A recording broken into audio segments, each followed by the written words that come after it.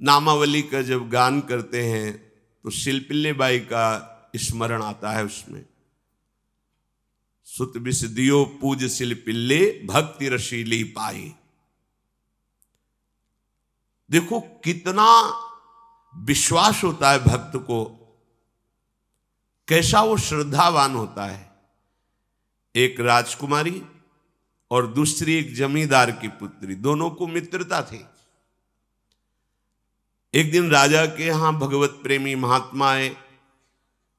वो संत सेवी राजा थे, महात्मा जन आते रहते थे और महात्माओं का कार्य ही होता है निरंतर अपने प्रभु की सेवा और सुमिरन में मगन रहना। सेवा सुमिरन ये बहुत बड़ी सामर्थ्य है। अगर हम हर समय सेवा और सुमिरन में रहें तो कभी कोई माया प्रपंच हमें परास्त नहीं कर सकता। जहां हम सेवा सुमिरन से अलग हुए वहीं माया का प्रभाव पड़ता है। तो भगवान का शालिग्राम स्वरूप उनके पास था, खूब भाव से सेवा कर रहे थे और नवीन अवस्था की कोमल हृदय वाली ये दोनों सखियां देख रही थी। इनके मन में आया ऐसे हम भी ठाकुर सेवा करेंगे। देखने से सुनने से हमारे हृदय में प्रभाव पड़ता है। गंदी बातें देखेंगे, गंदी बातें सुनेंगे, उसी का चिंतन होगा, हृदय गंदे आचरणों की प्रेरणा वाला बन जाएगा। अगर हम भागवतिक बातें सुनेंगे, भागवतिक दर्शन करेंगे तो भागवतिक चिंतन होगा, हृदय भागवतिक प्रेरणा वाला बन जाएगा। कई दिन संत भगवान रुके, रोज सेवा कीर्तन कथा, सरल हृदया। उन दोनों सखियों में बात आई कि चल करके संत भगवान से कहते हमको भी ठाकुर जी दीजिए। दोनों ने चरण पकड़कर प्रार्थना की, गुरुदेव हमारे हृदय में भी इच्छा हो रही कि हमें ठाकुर सेवा मिले। अब दोनों बच्चे ही थे। संत भगवान ने विचार किया सेवा पद्धति में बहुत सावधानी की आवश्यकता होती है। अभी ये बच्चे हैं, कहीं सेवा अपराध न बन जाए। सेवा अपराध भी होता है। उपासना में चलने वाले उपासक को सेवा अपराध और उप सेवा अपराध 32 ये 64, इन पर सावधान रहना चाहिए। ये गलती नहीं होनी चाहिए। जैसे आप ठाकुर सेवक हैं, अपने घर में सेवा विराजमान किए हुए हैं। अब जैसे आपको ठाकुर जी के दर्शन के लिए जाना है, जहां तक ठाकुर जी के दर्शन करने के लिए जाना है, हो सके तो पादुका न पहने, नंगे पैर दर्शन करने जाए।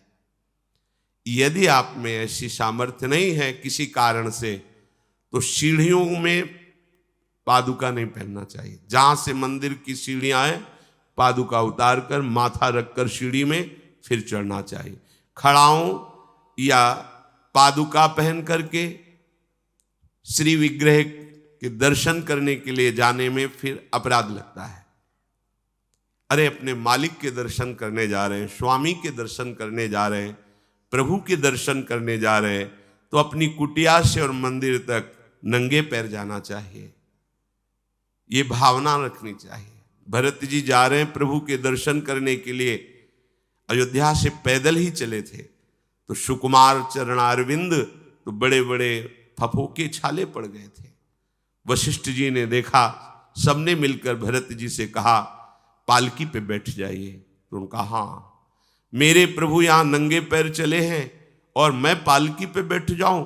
उचित तो यह है कि अपने प्रभु के दर्शन के लिए मैं जा रहा हूं, तो जहां जहां प्रभु के चरण पड़े वहां मेरा शीश पड़े, अर्थात सिर भर जाऊं। उचित मोरा सबते सेवक धर्म कठोरा। यहां मैं सर के बल चल के जाऊं पर असमर्थ हूं। तो आप कह रहे हैं पैर में छाले पड़ गए, आप सवारी में बैठ जाइए। ऐसा नहीं हो सकता। तो अपने प्रभु के दर्शन करने के लिए जब जाए तो हो सके, सामर्थ्य हो तो पादुका न पहने, कोई खड़ाऊं चप्पल जूता आदि ना पहने। अगर पहने हैं तो बस सीढ़ी तक ही पहन कर जाए, ऊपर सीढ़ियों के नहीं। इतने सुकुमार मत बनो, ये आग में जलाया जाएगा शरीर, ये गाड़ दिया जाएगा शरीर, इससे ज्यादा प्यार ना करो। अब इतना दृढ़ विश्वास कि ये बच्चे हैं, सेवा भाव कैसे पूर्ण कर पाएंगे? तो उन संत भगवान ने दोनों बच्चियों से कहा, आप कल ठाकुर जी लाएंगे, हम आपको दे देंगे। तो गांव में घूमे तो आसपास गोले गोले से पत्थर मिले, पत्थर लाए 2 और कहा कि ये लो तुम्हारे ठाकुर जी हैं। दोनों को दिया। देखो गुरु वचनों पर और गुरु प्रदत्त सेवा वस्तु पर कितना भाव होना चाहिए। उन्होंने दृढ़ विश्वास किया कि मुझे भगवान गुरुदेव ने दिया, ये भगवान है मेरे। दोनों ने अपने हृदय से लगाया। अब एक जमींदार की पुत्री थी, एक राजकुमारी, स्वर्ण के सिंहासन में, और उनका नाम रखा शिलपिल्ले ठाकुर। शिल मतलब पत्थर, तो उनका तुम्हारे ठाकुर का नाम शिलपिल्ले गोविंद है। दोनों सिंहासन पर रखकर आराधना करती। भाव प्रतिपल बढ़ता गया, नाम निरंतर जप। गुरु प्रदत्त ठाकुर पर विशेष चमत्कार हृदय में प्रकट होता है यदि उन्हीं की नियमावली से चलो। अपने मन से बाजार से खरीद लाए, विराजमान किए हैं, कभी सेवा की कभी नहीं की, वो भी अच्छा है, कम से कम भागवतिक भाव तो है। लेकिन सिद्धि जो प्राप्त होती है वो गुरु कृपा से, गुरु प्रदत्त ठाकुर से। जैसे धन्ना जी को भांग के बट्टे में ठाकुर जी प्रकाशित हो गए, गुरु प्रदत्त। अब ये सखियां जब बड़ी हुई तो इनके ब्याह की बात हुई। तो जो राजकुमारी थी उनका राजकुमार से किसी से ब्याह तय हुआ, ब्याह हो गया। अपने माता पिता से जब विदाई ली तो अपने ठाकुर जी को जो सिंहासन में थे, सिंहासन से एक सुंदर पेटी में से और गोद में रखकर, और अंदर ही अंदर जल रहे हैं कि प्रभु मैंने प्रीतम आपको माना है, संसार के व्यवहार में ये प्रीतम बना हुआ है, पर प्रभु हमारे प्रीतम 2 नहीं हो सकते, हमने हृदय से आपको माना। इसी विचार में वो बड़ी उदास है। पहले पालकियों में ऐसा राज सैनिक चल रहे हैं, पालकियों में वो बहू जा रही है और राजकुमार घोड़े पर। राजकुमार बार बार पालकी के समीप जाता, दर्शन करने की इच्छा होती है ना, तो उदास देखता, मन में बड़ी गिलानी हुई। उसने कहा, एक नदी थी, उसने कहा यहां हम थोड़ी देर विश्राम करना चाहते हैं, राजकुमारी की पालकी रखी जाए और सैनिक दूर खड़े हो। वो राजकुमार वैसे ही आज्ञा हुई। तो बात करना चाहते हैं पर वो ना देखती है और ना बात करती है। और इतना सुंदर रूप, क्योंकि ब्रह्मचारिणी और भगवत आराधना। अब उसके हृदय में जलन हुई कि ऐसा क्या है जो हमसे बात नहीं कर रही। बस बार बार ऐसे पिटारी खोल के ऐसे ठाकुर जी को देखती। नाम जप और सेवा के प्रभाव से वो सिल नहीं रह गया था, वहां उसको सांवरे श्याम सुंदर की झांकी मिलती थी। जब अपने शिलपिल्ले ठाकुर जी को देखती तो ललित त्रिभंगी श्री लालजू महाराज श्याम सुंदर दिखाए, अत्यंत आसक्ति। गुरु प्रदत्त किसी भी शब्द में, किसी भी वस्तु में दिव्यता होती है, बस हमारी भावना होनी चाहिए। अरे बोले ये हम नहीं दे सकते, ये गुरु प्रदत्त है, नहीं हम प्राण दे सकते हैं, लेकिन ये नहीं। जिसका गुरु वचन पर, गुरु प्रदत्त वस्तु पर, गुरु प्रदत्त ठाकुर पर दृढ़ निष्ठा हो गई, वही सिद्ध हो जाता है। अब उसने समझ लिया कि पिटारी में जो कुछ है यही हमारे और राजकुमारी के बीच में बाधा है। 2-4 दासियों को बुलाया और कहा इनको बातों में उलझाओ, पिटारी पीछे हमें दो। वो प्रवीण दासियां उनको विनोद भाषा में, हंसी मजाक में बात, लेकिन वो उदासीन। धीरे से गोद में पेटी थी, ले ली, हम लिए हुए हैं, आप बातचीत में सारा, और पेटी उनको दे दी। राजकुमार ने राजकुमारी से कहा यही पेटी तो हमारे आपके बीच में बात, फेंक दी नदी में। अब तो जो उसके हृदय में पीड़ा हुई, भारी व्याकुलता। अब राजकुमार है, सैनिकों के साथ तुरंत पालकी उठवाई, महल ले गया। पर वो आसक्त है, इतनी सुंदर राजकुमारी, क्योंकि भागवतिक तेज से संपन्न में आकर्षण होता है। राजकुमारी ने कहा, यदि हमारे ठाकुर नहीं तो मैं नहीं। आज से अन्न जल त्याग, प्राण त्याग दूंगी अगर हमारे ठाकुर जी हमारे समीप नहीं तो। आज से अब एक बूंद पा कैसे पिए? अपने ठाकुर को भोग लगा के पाला है और ठाकुर जी फेंक दिए गए। भारी व्याकुलता, जैसे मीरा जी कहते, दृश्य बिन दुख न लागे नैन, न रात में नींद है न दिन में अन्न जल है, व्याकुलता। अब भयभीत हो गया राजकुमार। पूरा महल इस विषाद से हो गया कि अगर नवीन राजकुमारी प्राण त्याग देती है तो क्या होगा लोक समाज में, कि अभी नवीन राजकुमारी गई, ये लोग ऐसे निर्दयी हैं कि ऐसा व्यवहार किया कि उसने प्राण त्याग दिया। राजकुमार घुटने में आ गया। घुटने टेक कर राजकुमारी से कहा, मैं तुम्हें दुखी नहीं करना चाहता, पर मैं तुमको छोड़ भी नहीं सकता। अब हमें आप वो उपाय बताओ जिससे आप मुस्कुरा दो, आप प्रसन्न हो जाओ। तो उनका, हम अपने ठाकुर के बिना जीवित नहीं रह सकती। यदि आप हमें जीवित देखना चाहते तो हमारे ठाकुर जी ला के दो। ठाकुर जी को नदी में फेंक दिया था। पारिवारिक जनों के साथ राजकुमार उस नदी के तट पर गए और राजकुमारी से कहा, तुम्हें इतना प्रेम ठाकुर जी से, तो तुमसे ठाकुर जी कितना प्रेम करते हैं? अगर तुमसे ठाकुर जी प्रेम करते हैं तो मुझे प्रमाणित कर दो, तो मैं जीवन भर तुम्हारी आज्ञा में रहूंगा। अच्छा, तो तुम ये देखना चाहते हो कि ठाकुर जी हमसे कितना प्रेम करते हैं? हाथ फैलाया और आर्त भाव से पुकारा कि गोविंद, अब आपके बिना मैंने जीवित नहीं रहना। अंदर से जेव ही प्रार्थना की तो जल से सिंहासन सहित सिलपिल्ले भगवान जैसे कोई वायु के प्रवाह में आ रहा हो, ऐसे आए और छाती से चिपक गए। पूरा परिवार, राजकुमार ये देख रहा था। हृदय से ठाकुर जी चिपक, जीवन भर के लिए दासत्व स्वीकार कर लिया और कहा, जैसी आप आज्ञा करोगे। जैसे मीरा जी, जब राणा जी से ब्याह हुआ तो प्रथम मिलन की रात में मीरा जी ने कहा, सावधान, तुम हमारे पति नहीं हो, मेरा सुहाग गिरधर से है, श्याम सुंदर ही मेरे पति हैं। व्यवहार में तुम पति बने हो। यदि हमारी बात समझ पा रहे हो तो जीवन में कभी हमारा स्पर्श मत करना। ये जीवन केवल गिरधर के लिए, दूसरे के लिए नहीं।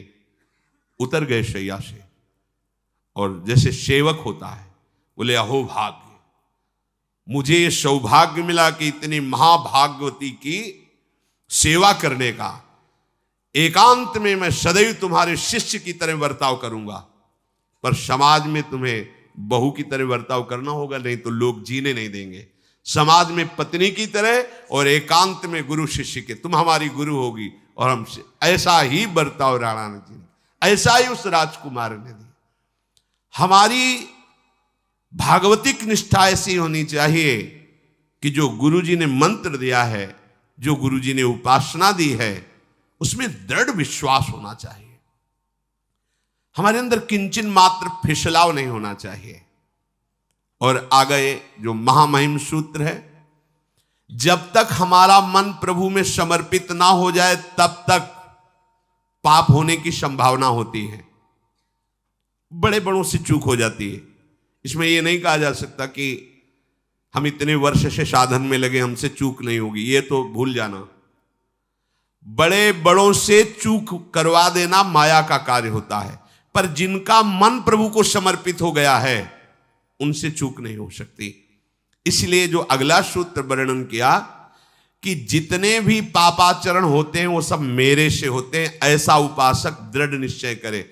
ऐसा नहीं कि पापाचरण भगवान से, भगवान करा रहे हैं। जिन लोगों का एक प्रश्न होता है कि जब सब कुछ भगवान करा रहे हैं, भगवान की इच्छा के बिना पत्ता भी नहीं हिलता, तो जो हम पापाचरण, गलत आचरण, वो भी तो भगवान ही करा रहे हैं। इस विषय को समझना है। आज के समाज का जो मानसिक स्तर है, जब हम त्याग की बात करते हैं कि गंदे आचरण नहीं करने चाहिए, तो जो समझाया जाता है और जो समझ है आज की आधुनिक, वो ये समझ है कुछ ऐसे जनों ने ये निर्धारित भी किया है कि बहुत भोग कर लेने पर फिर समाधि की प्राप्ति होती है। अगर ऐसा होता तो लाखों लोग समाधि को प्राप्त होते, लाखों लोग बिना साधना के। क्यों? बचपन से लेकर के पूरे जीवन तक भोग ही भोग रहे, सब समाधि में पहुंच जाते। प्रायः सबके दिमाग में बात बैठी है कि अगर हम भोग ले तो हम मन को समझा सकते हैं, लेकिन आप बात अनुभव की समझ लीजिए कि आप भोगने के लिए जो ही गए तो मन के गुलाम बन करके गया, वो कभी तुम्हें मुक्त होने का अवसर नहीं देगा। और आज तक किसी ने भी ऐसा नहीं कहा भोग भोगने के बाद कि आज के बाद मैं प्रण करता हूं, मैंने जान लिया कि इसमें सुख नहीं है, आज के बाद कभी भोग नहीं भोगूंगा। कभी किसी ने नहीं कहा। सबको इस दलदल में गिरने के बाद सदगुरु या भगवान ने ही निकाला है, स्वयं आज तक कोई निकल नहीं पाया, कोई नहीं निकल पाया। ये ऐसा दलदल है। पर लोगों की भ्रांति रहती है कि ये जो मेरा मन जिन भोगों के लिए लालायित हो रहा है, उन भोगों को खूब भोगूं, फिर बाद में अनुभव जब हो जाएगा तब हम इनका त्याग करके फिर भजन मार्ग में चलेंगे। जो भजन मार्ग में चलते हैं उनके मन में भी लगा रहता है कि अगर एक बार भोग लूं तो मन को समझा तो सकता हूं। यह है आधुनिक सोच, यह है हमारे मानसिक सोच का स्तर। सब लोग देख लीजिए। अब भागवतिक सोच और शास्त्र सिद्धांत का जो मत है वो ये है, ये डंके की चोट से गाया गया है और इसी मार्ग में चल करके समाधि को प्राप्त हुए महापुरुष। एक भी कोई ऐसा समाधिस्थ महापुरुष बता दिया जाए विश्व में जिसने भोगों के भोगने के बाद समाधि को प्राप्त हुआ हो। जैसे हम भोजन कर लेते हैं तो लगता है अब कुछ नहीं, लेकिन 6 घंटे व्यतीत होते होते पर्चा बन जाएगा कि ये चीज फिर चाहिए खाने को। ऐसे ही कोई भोग भोगने के बाद कुछ क्षण के लिए उससे विरति हो जाती है, ठीक है, लेकिन फिर कुछ मिनट होने के बाद फिर नई स्फुरना, नया संकल्प, नई क्रिया, नई भोग वासना सब हृदय में देख लो। इसके लिए किसी और से सलाह लेने की जरूरत नहीं। इसलिए ये जो संतों का मत है, शास्त्र का मत है कि भोगों के भोगने से भोग वासना दृढ़ होती है, कामना बढ़ती है, ना कि शांति मिलती है। लेकिन आधुनिकता में भोगों को भोगने से शांति मिलती है, ऐसी धारणा बनी हुई है और ये गलत है। और ये इतनी गलत हो जाती है कि हम हत्या करने लगते हैं, हिंसा करने लगते हैं, पूज्य जनों के साथ दुर्व्यवहार करने लगते हैं। आज तक भोगों में इति नहीं हुई। देवयानी जी भगवान शुक्राचार्य जी की पुत्री हैं। वो इतनी सुंदर हैं कि कोई अप्सरा भी उनसे होड़ नहीं कर सकती, क्योंकि भगवान शुक्राचार्य की पुत्री जितेंद्री, पवित्र, भगवद आराधन संपन्न। बड़ा प्रसंग है, उसको ना लेते हुए हम सारांश में बता रहे। वृषपर्वा की पुत्री शर्मिष्ठा, ये असुर राजकुमारी है। दैत्यराज वृषपर्वा, उनकी पुत्री शर्मिष्ठा, और दैत्य गुरु भगवान शुक्राचार्य, उनकी पुत्री देवयानी बड़े समाज के साथ जंगल में गई हुई थी। एक बड़ा दिव्य सरोवर था, तुलसी में सब राजकुमारियां स्नान कर रही थी। अचानक वहां से कोई महात्मा निकले तो जल्दी में सबने वस्त्र धारण किए।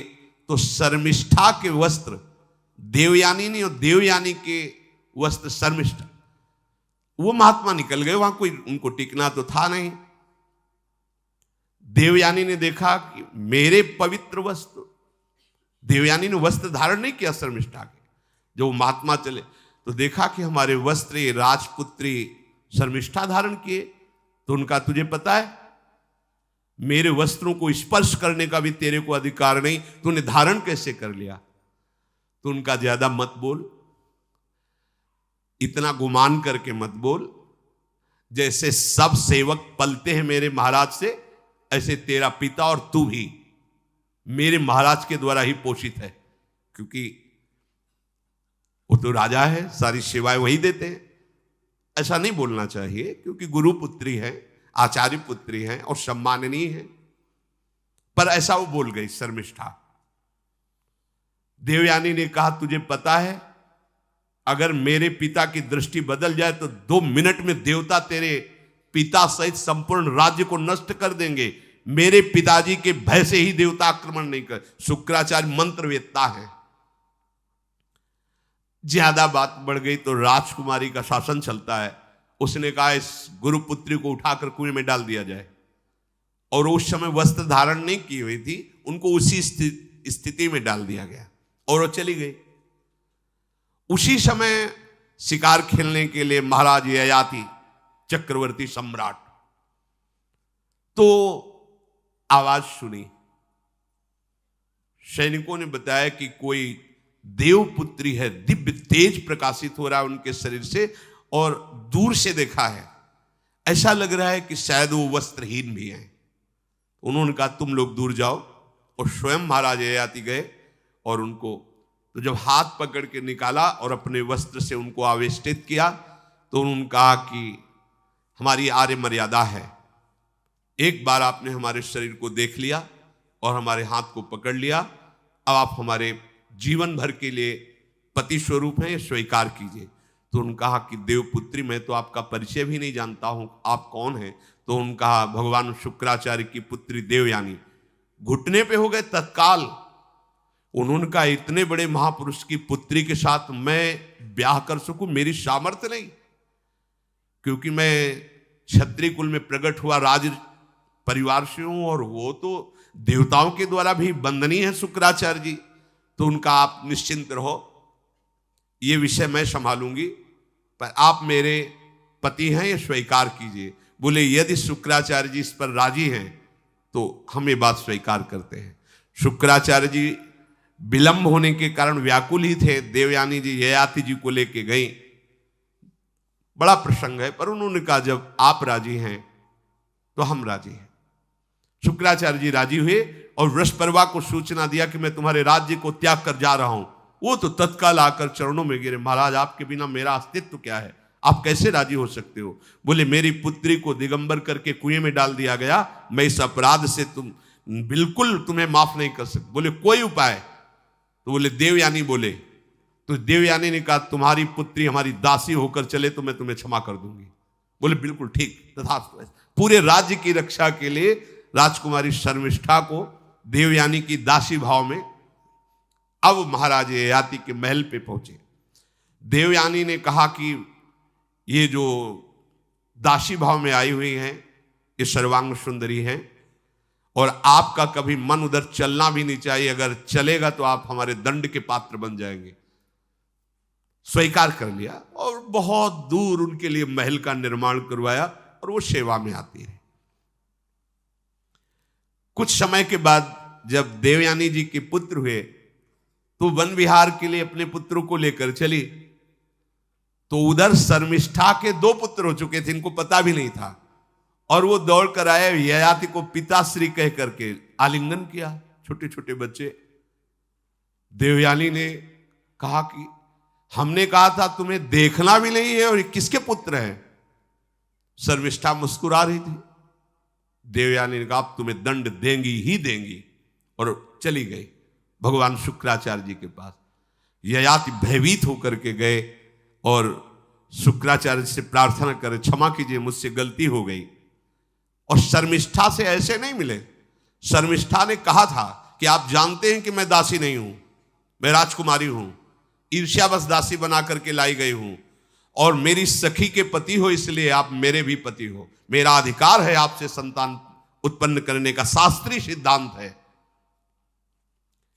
शुक्राचार्य जी ने कहा कि जो देवयानी कहेंगी वही हम मानेंगे, क्योंकि मेरी पुत्री है। क्या चाहती हो? तो बोले पुरुषत्व से इनको हीन कर दो। गुस्सा में आके शुक्राचार्य जी ने कहा तथास्तु। उसी समय महाराज ययाति पुरुषत्व से हीन हो गए और वृद्धावस्था छा गई शरीर में। अब ययाति ने कहा अब सुखी रहोगे तुम। तब देवयानी को भी होश आया कि ये तो क्या हमने अपना ही सर्वनाश कर लिया। कहा पिताजी अब इसका सुधार कैसे होगा? तो बोले जो पुत्र अपनी यौवन अवस्था दे देगा वही यौवन अवस्था इनके ऊपर आ जाएगी, वृद्धावस्था उसके पास चली जाएगी। महाराज ययाति ने अपने बड़े पुत्र यदु जी से कहा, तो उन्होंने कहा इसका प्रयोग कहां होगा? मां के साथ कदापि नहीं। मेरी यौवन अवस्था का प्रयोग मेरी मां के साथ कदापि नहीं, क्योंकि वो बड़े ज्ञानी महात्मा, इन्हीं के वंश में भगवान श्री कृष्ण का प्रादुर्भाव हुआ, इसलिए यदुवंशी कहे गए। सबसे छोटे, शायद उनका नाम पुरु ऐसा कुछ, उन्होंने कहा ये जीवन पिता का दिया हुआ है, इस पर पूरा अधिकार है, आप स्वीकार कीजिए। तत्काल वो वृद्ध हो गए, वो जवान हो गए। कई हजार वर्ष तक उन्होंने अपने पुत्र की आयु का विषयों में सेवन किया। फिर उनके मन में एक दिन बहुत घृणा हुई, धिक्कार है मेरे जीवन को और धिक्कार है इस भोगा शक्ति को। अपनी आयु तो गंवा ही दी, अपने पुत्र की भी आयु गंवा दी, फिर भी वैसे ही भोग वासना। तो उन्होंने सबको शिक्षा देने के लिए बात कही, यत् पृथिव्यां व्रीहि यवं हिरण्यं पशवः स्त्रियः न दुह्यन्ति मनः प्रीतिं पुंसः कामः तस्यते न जातु कामः कामानाम् उपभोगेन साम्यति हविषा कृष्णवर्तमेव भूय एवाभिवर्धते यदा न कुरुते भावं सर्वभूतेष्वमङ्गलं समदृष्टेस्तदा पुंसः सर्वा सुखमया दिशा या दुस्त्यजा दुर्मति भीर्जीर्यतो या न जीर्यते ताम तृष्णा दुख निवहाम शर्म कामो द्रुतम त्यजेत। जिसका हृदय काम से व्याकुल हो गया है उसको त्रिभुवन की सारी सुंदरी स्त्रियां दे दी जाएं,